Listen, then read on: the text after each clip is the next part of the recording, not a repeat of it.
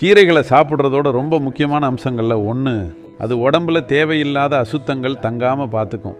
மனித உடலமைப்பால் குளோரோஃபிலை சமைக்காமல் ஜீரணிக்க முடியாது. நீங்கள் அதை சமைக்கணும்.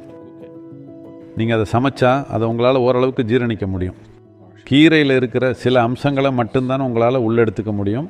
மற்றதெல்லாம் வீணாகத்தான் போகும். ஆனால் அது வேறு விதமாக பயன் தருது. அதில் இருக்கிற நார்ச்சத்து ஒரு விஷயம்.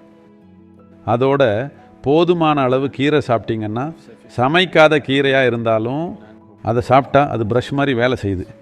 அது உங்கள் ஜீரண மண்டலத்தில் இருக்கிற கோழை எல்லாத்தையும் அகற்றும். அது அந்த மாதிரி வேலை செய்கிறதுக்கு குறைஞ்சது 24 மணி நேரம் இல்லைன்னா 18லிருந்து 20 மணி நேரம் தேவை.